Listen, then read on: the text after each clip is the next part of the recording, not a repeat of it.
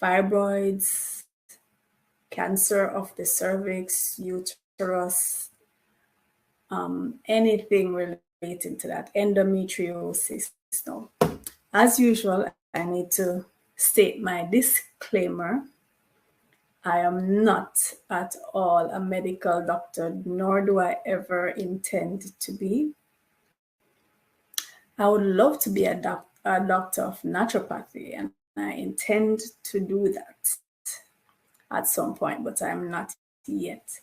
I am speaking from my own experience and from the experience of those who have been in my care, my children, my friends, over the years. So this is what I am speaking to you about.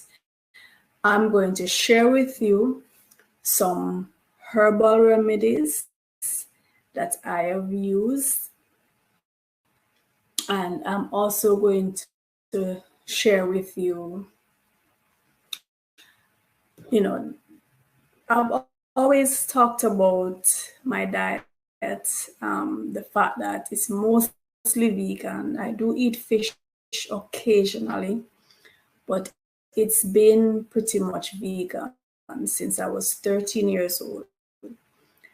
And I believe that I have benefited tremendously as a result of that.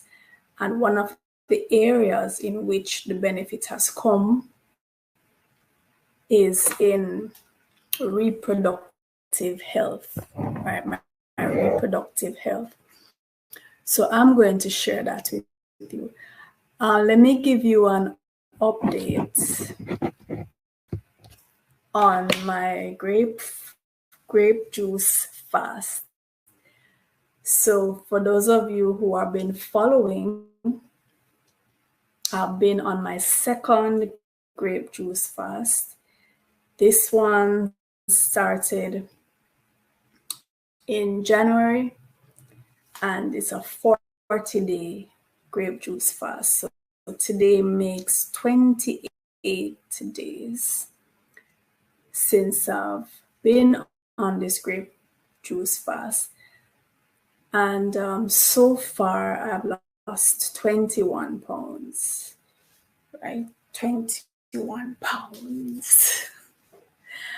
And I'm still full of energy, still quite active, doing everything that I normally do throughout my day. I teach a full day of school. And when I say a full day, I do mean a full day of school. I am the principal of my school, and I also teach.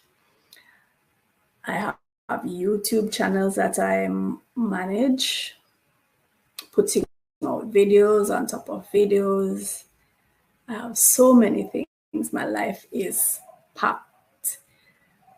I do my walks in the morning. I walk for 1 hour every morning. So everything pretty much the same as when I was not on the fast. And it's been pretty good. So I have a few, let's round it off to a week, to 2 weeks left, just less than 2 weeks left. And I'm looking forward to getting to the end of this grape juice fast, and definitely I will be doing a video when I'm at the end, in retrospect, telling you how it has gone and the benefits I've seen. All right, so that's just an update. Before we get into the discussion, I'm going to share a short video talking about the different herbs that I have used that are excellent herbs, in my opinion, for the female reproductive system. So it's a 4-minute video. We're going to watch that, and then we're going to come back and continue the discussion. And later on, I have another video to share with you as well as we go along in the discussion. So here is the first video. But I have them in the right order. This should be the shorter one.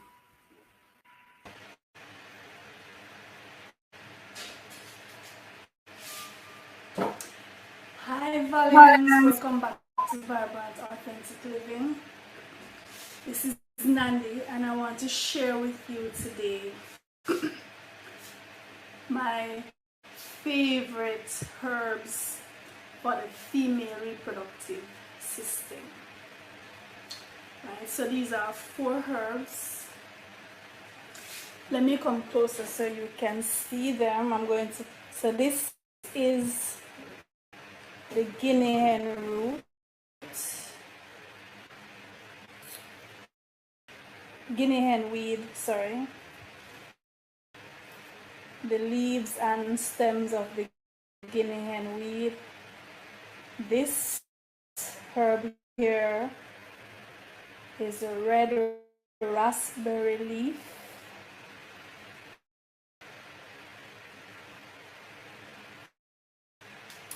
This is the powder of the chasteberry, and this is the Don Quay or Don Qua. I pronounce it Don Quay most times, and this is also in the powdered form. The Don Quay is known as the female ginseng. So I'm going to tell you about each one and why these are my favorite herbs. Now, the first of these that I was introduced to many years ago is the red raspberry leaf. So, and that's like about 25 years ago. My relationship with the red raspberry has been a very long one and a very beautiful and beneficial one. So I discovered the red raspberry when I was pregnant with my first daughter. Sorry, and she's now 25 years old. Right, so back then, you know, remember I started on this journey as a teenager. So by that time I was fully into the vegan lifestyle and, you know, just wanting to do things the most natural way that I could. So when I got pregnant with my first child, I wanted to make sure that I had all the right nutrients and, you know, wasn't running to the pharmaceutical stuff. I wanted the natural herbs and vitamins and fruits and so on. So doing my research, I came upon the red raspberry leaf. As a matter of fact, I think it was suggested to me in a health food store, and then I went to do additional research, right?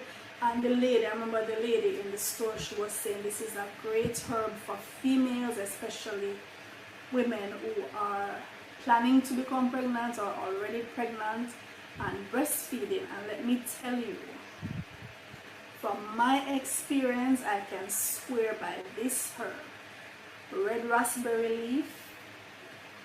It's a strengthener for the womb, for the vagina. It cleans, it tones the muscles, and it has traditionally been used to induce labor and to make labor easier and less painful, right? So red raspberry leaf is known as the labor herb for women, and I drank this herb I drank this tea, herbal tea, I would say almost every day during my pregnancies, and I had no I mean, I'm not saying this is the only reason, but I had no complications for any one of my 4 pregnancies. No complications during the pregnancy, during labor, or after. And during lactation, when you drink this herbal tea, your breasts just swell up. I mean, you literally feel the milk just rushing in, like just shortly after drinking red raspberry leaf tea, you just feel the milk coming in. It's that good, right? So I swear by this herb, red raspberry leaf, known as the pregnancy herb, the postpartum herb. It has lots of polyphenols and antioxidants. Powerful herb to strengthen the entire female reproductive system, from ovaries, fallopian tubes, uterus, vagina, cervix. I swear by this one. It's also used traditionally for weight loss too, to improve fat metabolism, and especially the vitamin B6 that the red raspberry leaf contains. It helps with premenstrual syndrome, so everything related to the female reproductive system, right? It binds itself to estrogen, progesterone, and testosterone, and regulates the hormones in the woman's body. All right, so definitely this herb is awesome. Not that males can't take it, because when I make my herbal tea blends for my entire family, I sometimes include the red raspberry leaf. But this blend together, these 4 herbs together, that's my female reproductive blend. So the second one, so this is the chaste berries, and the chaste is also known as Vitex angus. The chaste is also used for issues related to the menstrual cycle. It balances the female hormones, any problems with PMS, menopause. It stimulates the production of progesterone and helps to normalize the estrogen and progesterone in the body. It's used traditionally for painful breasts. It's used to help with infertility for those women who are trying to conceive. The chaste berries, because it regulates the hormones. So persons who are already pregnant or lactating are cautioned in terms of its use, but I personally have found no issues with the chaste berries. It's an excellent herb, and if you can get the berries by themselves, all the better, right? So whether the leaves, the berries, the stem, you can make your tea or whatever, add it to your juices. Chaste is one of those must-have, in my opinion, for the female reproductive system. So the next herb, so this is the donquay or donqua, not sure of the pronunciation. This is the powder. The donqua is known as the female ginseng, right? And you know, ginseng is one of those herbs that the men run to deal with their reproductive system. So this is called the female ginseng. It's a Chinese herb traditionally used in Chinese herbal practices for many centuries, if not millennia. It's useful for menstrual cramps, PMS, infertility, balancing hormones, and you get the picture, right? All these herbs basically have the same effect, and when you combine them, that's added power, right? So they work very well together. The guinea hen weed is in my opinion, probably the most powerful of the four in terms of its ability to clean the reproductive system. It's like the guinea hen weed, it's like it gives the uterus a shape, you know. The muscles, the muscles of the uterus, the vagina, it firms them, strengthens them. And so what you will find if you have issues relating to menstruation, whether it's you're not having your menstruation, or you're having too much, or it's painful, or whatever, it regulates it, and it also cleans out the uterus. So women have used the guinea hen weed traditionally for fibroids, for any growths in the uterus or the cervix or the vagina. Endometriosis is being studied, I know, here in Jamaica at the University of the West Indies. It is being studied as a very powerful treatment for cancer, cervical cancer, uterine cancer, and breast cancer, in addition to other cancers. Now, these herbs have other uses, right? Traditionally, they have been used for other things, and it's not that only women can use them, but because of their effect on the hormones in the female, and their combined effect, very powerful.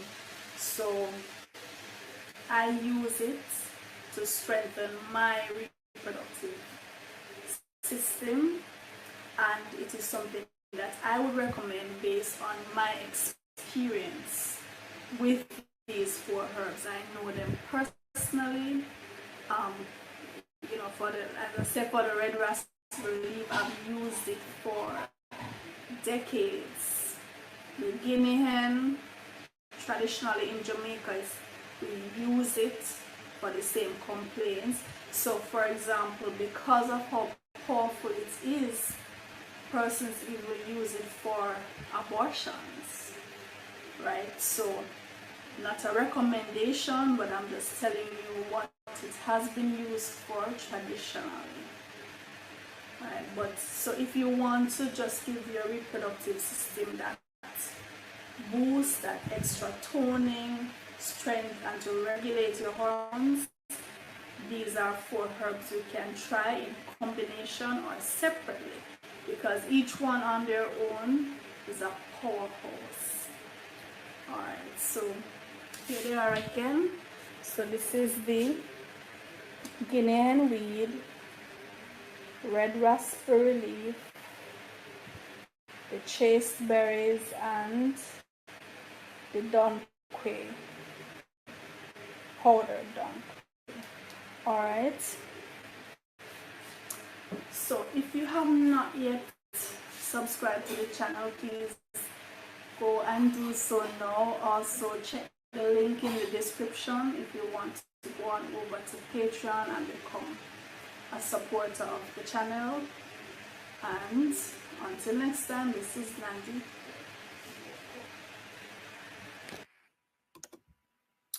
Alright, so it seems like that was a longer video. So later on, I'll play the 4-minute video, right? Right, so those are four of the female herbs in combination that I use, and I would recommend them. Again, this is from my personal experience. I am not a medical doctor. This is from my experience. It's my recommendation to you. Now, issues concerning the female reproductive system, they are very common. As a teacher, this is something I see in my female students a lot.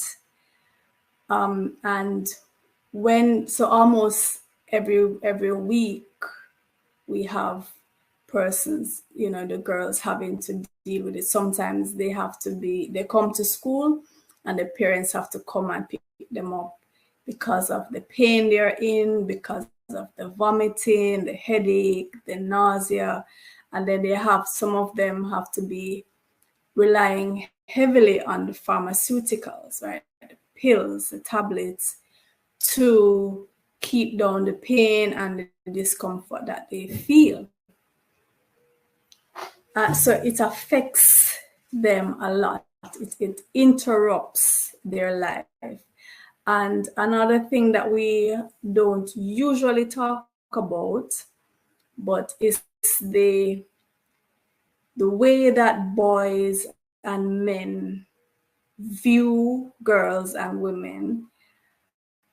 It's affected by menstruation, right? In the first place, for those who are religious,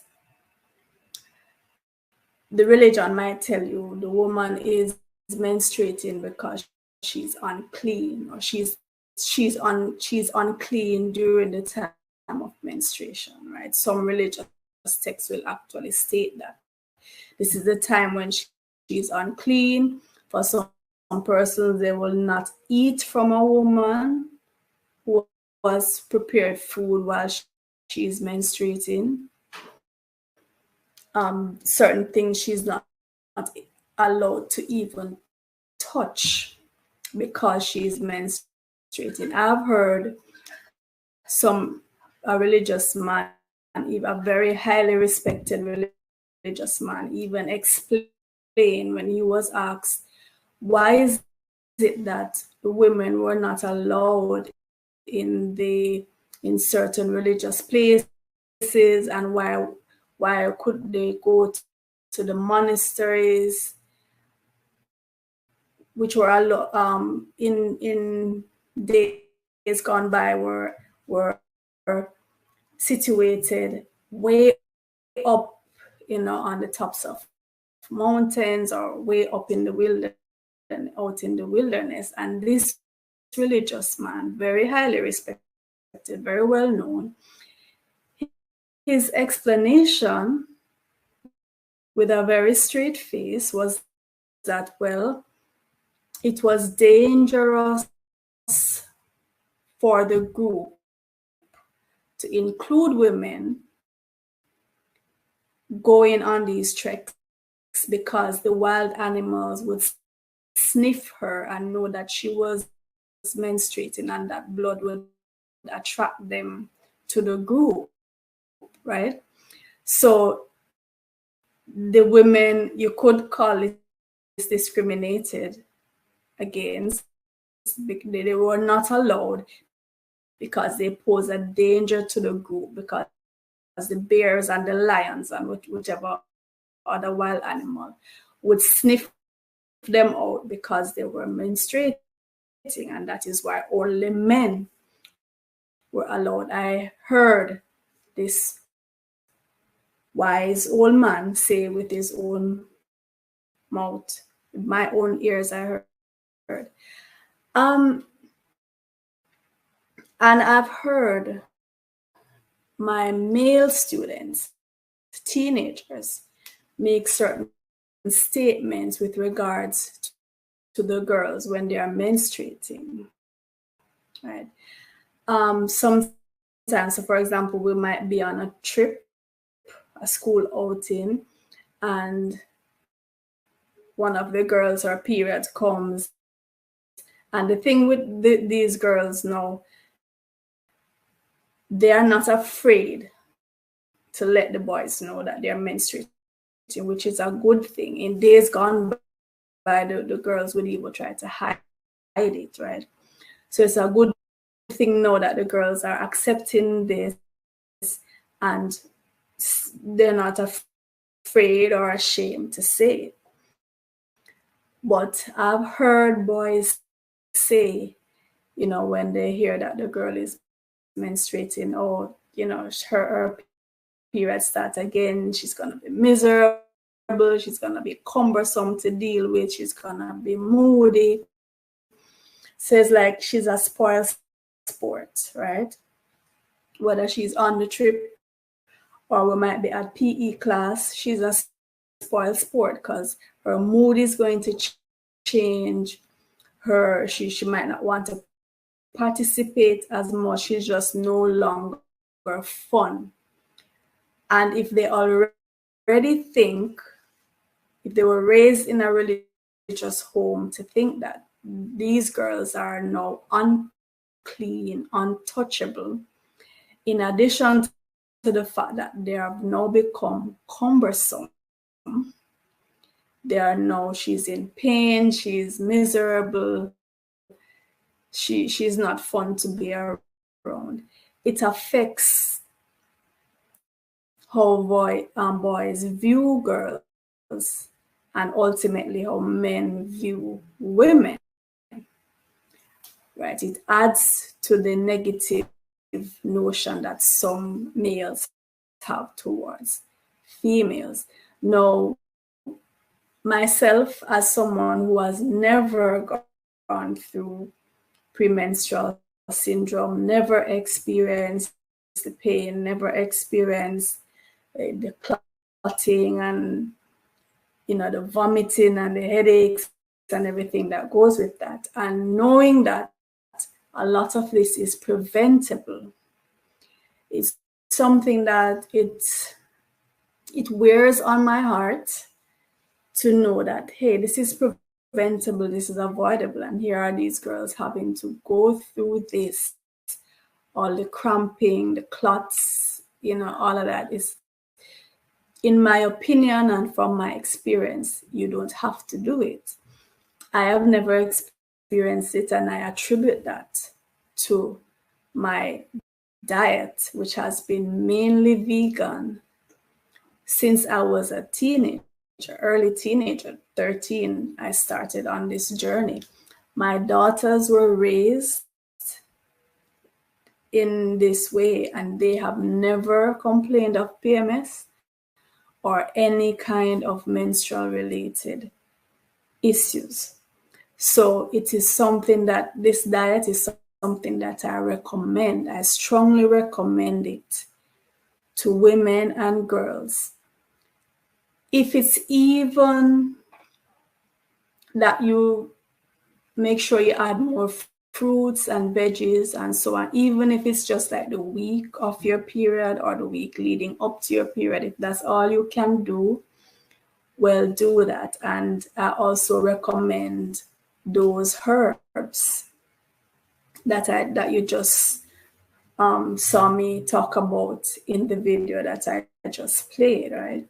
From my experience, sometimes if it wasn't for the fact that you go to use the bathroom and it's there, you see it, but other than that, you don't even remember sometimes that you're on your period. It's light, it lasts maybe 2 to 3 days, no cramps, clotting, nausea, nothing like that. So it's this diet, I recommend it to alleviate a lot of the issues that women have. And it's not just the PMS. A lot of women you see out there walking around, they are suffering silently from fibroids, from endometriosis, and we know we have cancers that affect all sections of the female reproductive system, right? From ovarian cancer, cervical cancer, uterine cancer, cancer of the vagina. And women are walking around, you have no way of telling, and they might not tell you, but for another woman, other women have confided in me that they are going through these issues. Sometimes they are trying to be pregnant and they can't because of the endometriosis or because of the fibroids that they have suffered with for years. And no one is telling them that they can reverse these things or alleviate these things simply by changing their diet. Simply by changing their diet, right? Now, you will get to the point as a woman, you will get to the point in your life where when you're transitioning from your active menstrual years to menopause, that transition, which can take 10 years, you will start seeing some changes in the menstrual cycle, right?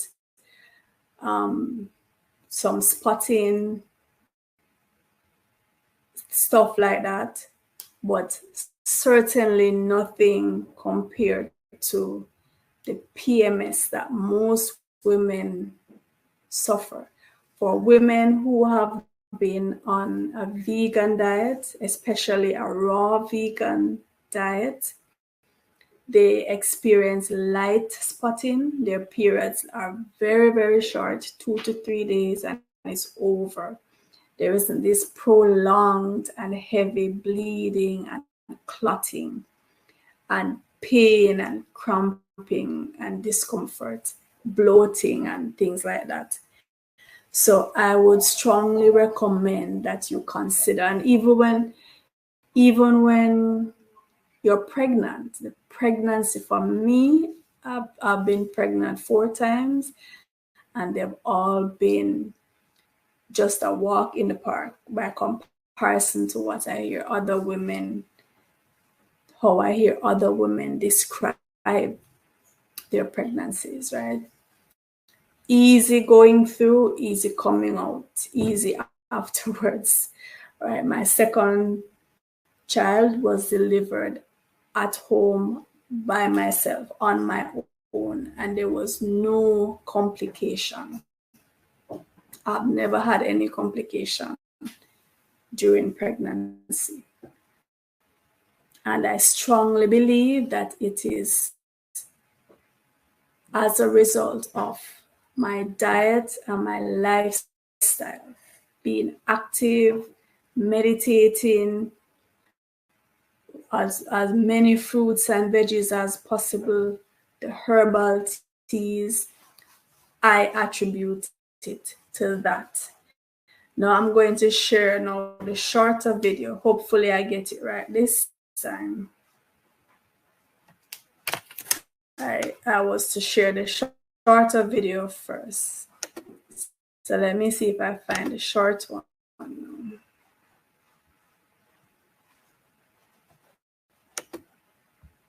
If not, I'll just go back and search.